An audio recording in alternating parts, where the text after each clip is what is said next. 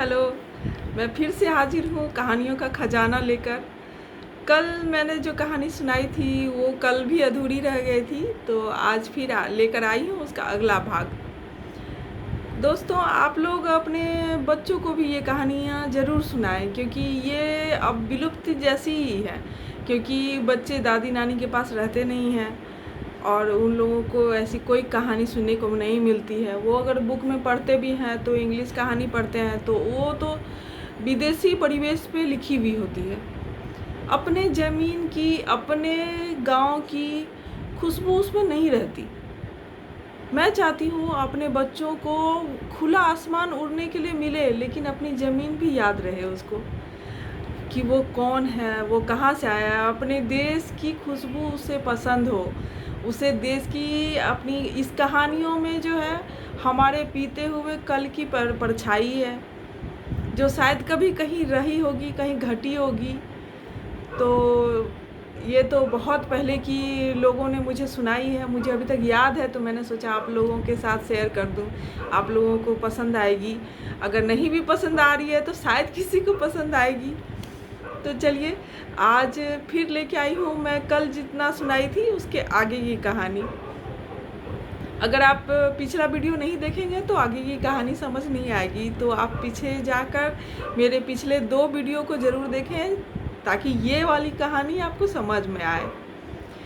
तो आज की कहानी जो है, वो जो राजकुमार चला गया जंगल की ओर, तो वो उसने बहुत सारे जंगली जानवरों को, जो उसको उस पर हमला कर रहे थे, उसके सिर को काटता गया और एक बैग में भरता गया।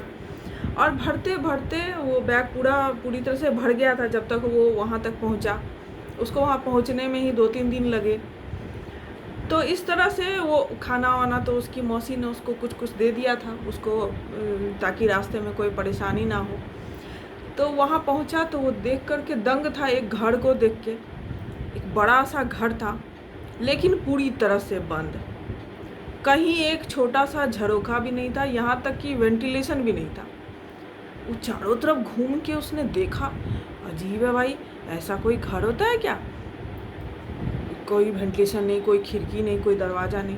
खैर, उसकी मौसी ने उसको जैसा जैसा बताया था, वो एक बगल में एक पेड़ था बरगद का, उस पे वो चढ़ा और उसकी जो जड़ें लटकती रहती हैं, जड़ को पकड़ के झूलता हुआ 2-4 बार उसको कोशिश करनी पड़ी।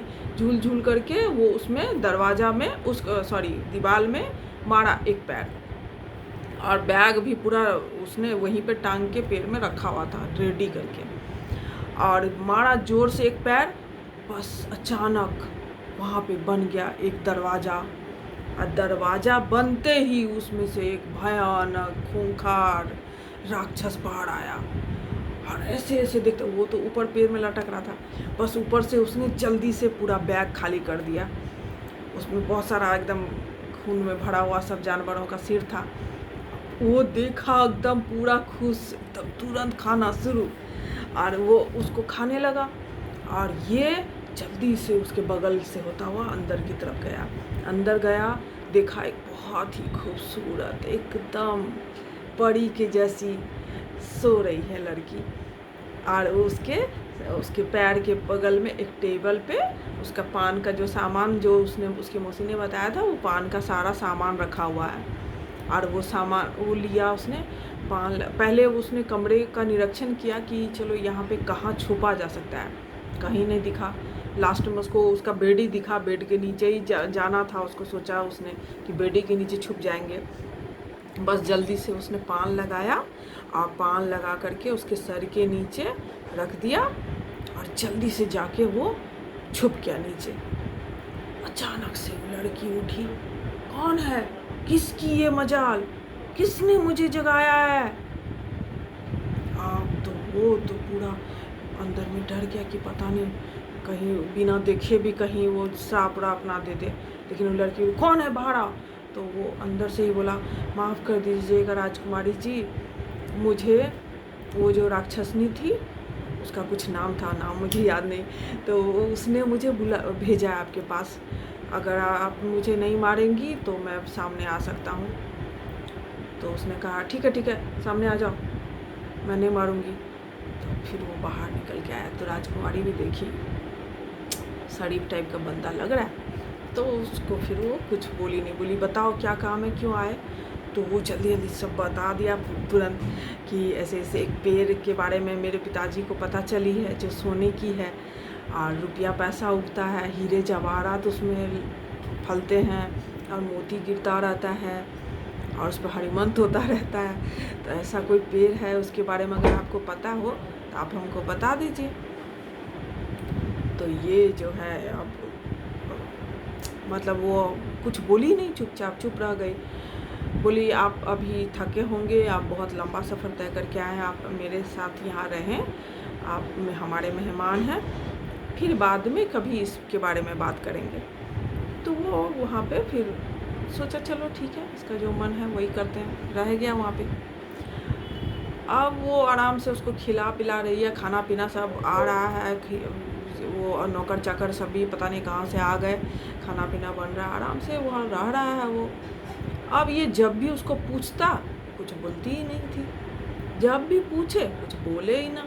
अब इसका तो माथा हो रहा था खराब, या तो ये बताओ कि हमको हाँ पता है, या फिर नहीं बोल दो कि नहीं पता है, फिर हम सोचेंगे कुछ और। लेकिन वो लोग कुछ बोलती भी नहीं थी, अब उसको जाने भी नहीं देती थी। हो गया इस तरह से, बहुत दिन गुजर गया। उसका जब पूरा तरह से माथा खराब हो गया, बोला ना अब नहीं रुकेंगे यहाँ पे, बोला मुझे जाना ही है, मुझे जाने दीजिए, आपको शायद नहीं पता, अब हम कुछ और रास्ता ढूंढेंगे। गुस्सा से वो जाने लगा।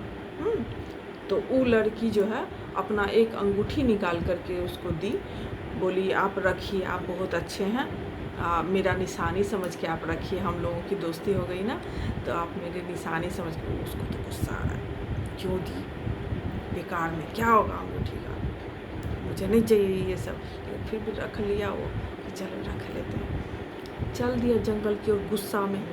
उसके पास में अब सामान हो गया, एक तलवार, एक झोला और एक अंगूठी। तो झोला और तलवार तो दोनों काम की चीज़ थी, क्योंकि जंगल में तो अब जंगली जानवर का खतरा होता है, तो उसको कुछ मिलता था तो वैसा एकदम वो करता रहता था। अचानक एक दिन रात में वो आराम करने के लिए कहीं रुका, एक पेड़ के ऊपर में चल रहा था, तो देख रहा पीछे पीछे वो लड़की आ रही है। वो उसके सामने में गया, क्या है, मेरा पीछा क्यों कर रही है। तो लड़की ने कहा कि मैं तुम्हारा पीछा नहीं कर रही हूँ, मेरी एक बहन है जो वो भी बहुत दिन से तिलस्मी नींद में सो रही है, उसको भी उठाना है, जैसे तुमने मुझे उठाया ना, तुम उसको उठा दो। वही बोलने के लिए मैं तुम्हारे पीछे पीछे आ रही थी। इसको गुस्सा चढ़ा, लेकिन फिर सोचा चलो इतना दिन मेहमान नवाजी करवाए हैं, चलो कर देते हैं तुम्हारा काम। चला, फिर वो आगे आगे पीछे पीछे ये बोली, फिर वही से ही चलो अब उत्तर की तरफ जाके उधर में फिर वैसे ही एक घर मिलेगा जिसका दरवाज़ा नहीं है, खिड़की नहीं है, उसको लटक के उसका खिड़की दरवाज़ा उसमें प्रकट करवाना है, और उसमें भी एक राक्षस बंद है जिसके खाने के लिए उसको जंगली जानवरों का सिर ले जाना है, और वो उसको भी वैसे ही उठाना है जैसे इसको उठाया था। ये तो बेचारा मरता क्या ना करता। अब बोला ठीक है चलो देवी, वो पीछे पीछे आ रही थी, बोला तुम नहीं कर सकती वो सब, बोली नहीं नहीं मैं नहीं कर सकती, वो तुमको ही करना पड़ेगा। चलिए आज की कहानी तो यहीं पे ख़त्म करती हूँ, क्योंकि 9 मिनट ऑलरेडी हो चुके हैं। तो फिर कल अगली, क्या करें, लंबी कहानी है, ऐसे ही सुनानी पड़ेगी। Bye bye.